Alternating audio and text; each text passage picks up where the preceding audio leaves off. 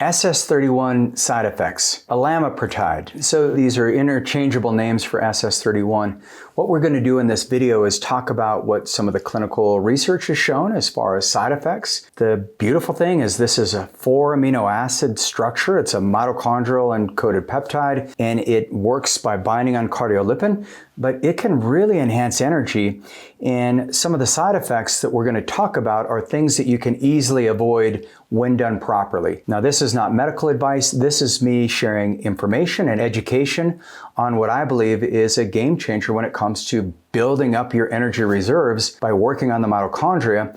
Now, if SS-31 is something you want access to, it did receive FDA approval for Barth's syndrome, September 19th of 2025, but you will need to work with a physician or medical team who understands peptides to find out if it may be something appropriate for you. And you can use it through a compounding 503A or 503B compounding facility if that's what your doctor chooses to do. Avoid using some of the research use only peptides, as some of the safety and quality is not nearly as adhered to as you'll find in some of these licensed pharmacies.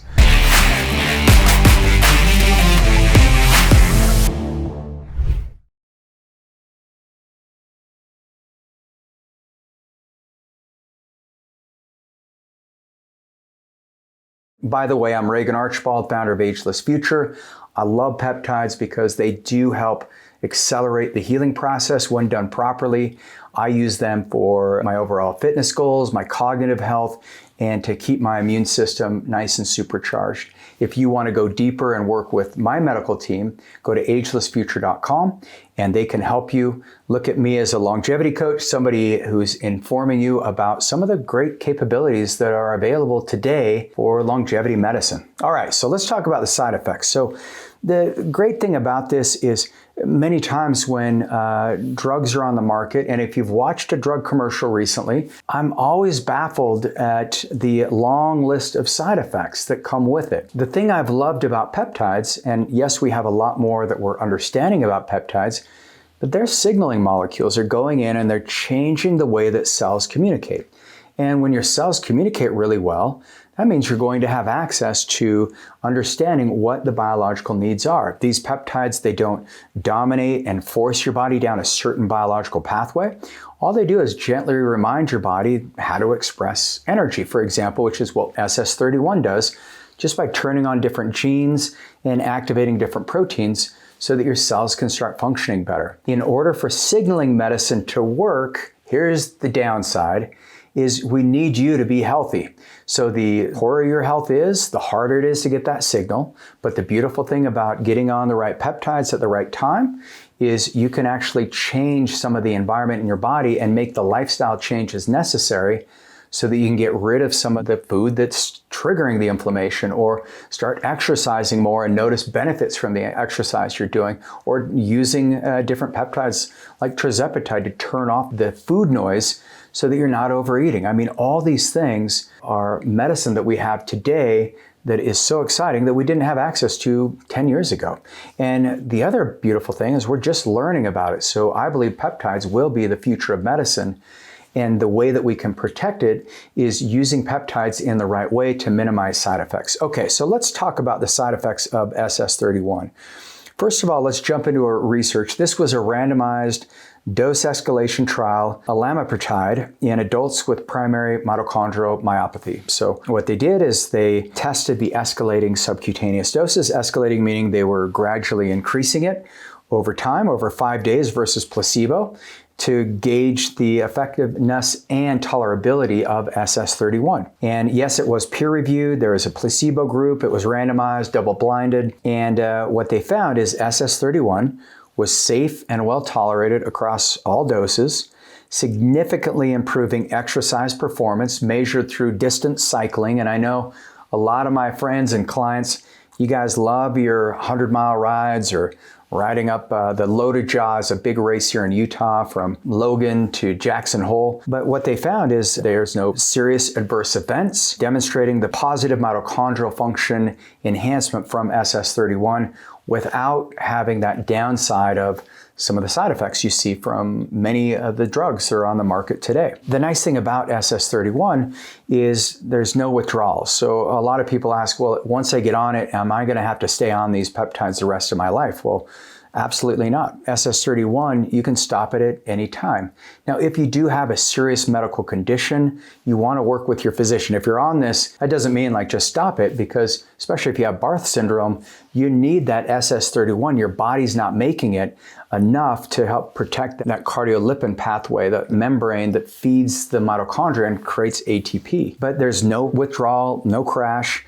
This is why I like peptide cycling, where you're on them for 30 days, maybe 60 days. You get the pulse, you remind your body how to perform its function, and then you pull off of it, because now I've got the lifestyle embedded, and so my body can maintain that momentum of health optimization that I'm looking for. The other thing you can do is it doesn't seem to have these dangerous contraindications. It doesn't cause hormone disruption. It doesn't put stress on your organs. In fact, it's the opposite. It reduces some of that oxidative stress that you'll see in the filtration systems.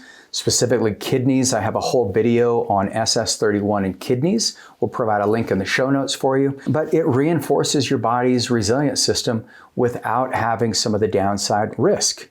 And so you want to think of SS-31 as just a trustworthy technician that's coming in and re-engineering the ducts and making it so you can get beautiful ATP and energy production, so you can ride your bike longer or you can run farther. I like this one because what it allows me to do is to recover from workouts faster. I notice that I do get a little bit of an increase in like my VO2 max when I've used SS-31 recently, but nothing super dramatic. But I would love to hear what you find out for those of you who are working with us or working with other clinics using SS-31. The other downside that we found is there were some reporting of redness at the injection site. That's an important thing. Mild pain, stinging, some swelling, some kind of itchiness. What they found in this group is it was very transient. It went away very quickly. Some people also noticed that they got a headache when they used SS-31.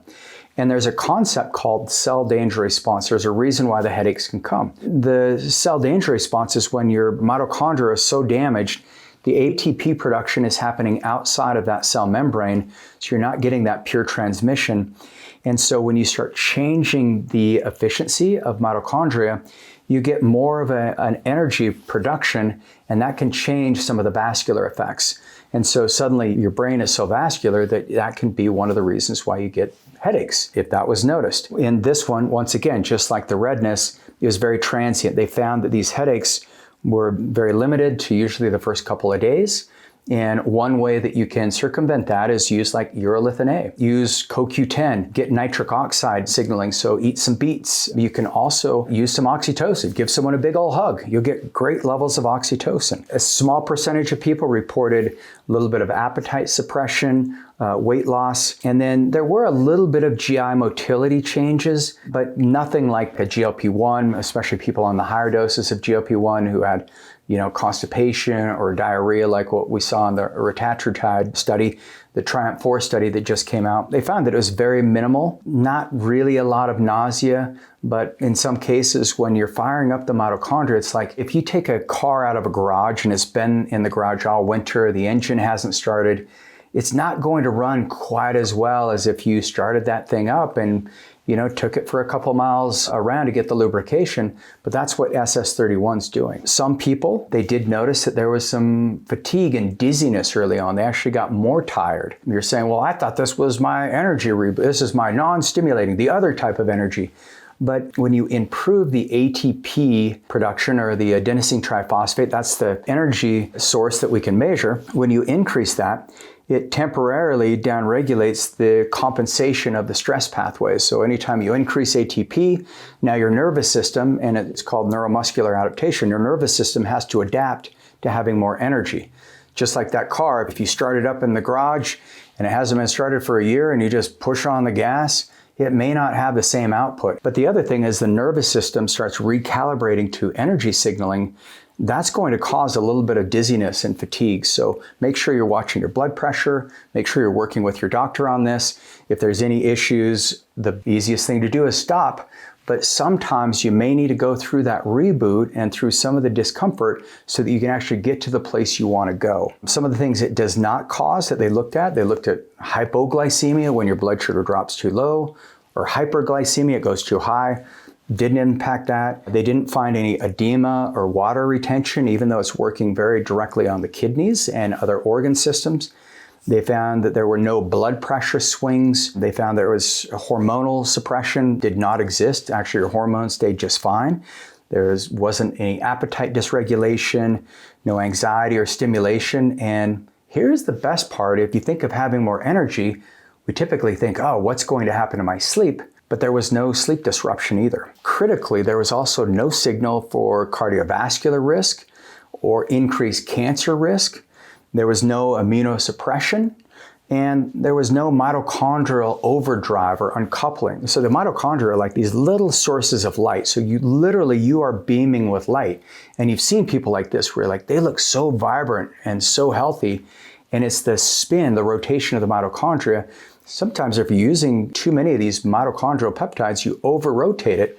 They don't find that with this beautiful SS-31 molecule. No arrhythmia patterns, no worsening of cardiomyopathy, no insulin resistance, no adverse lipid profile, so they didn't see an elevation in triglycerides or cholesterol. It doesn't force energy production, that's not what it does.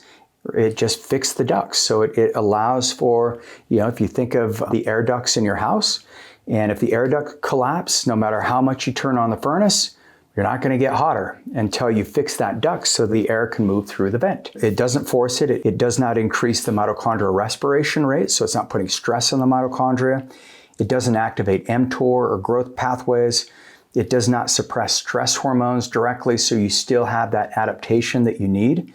So your cells don't panic when SS-31 is introduced.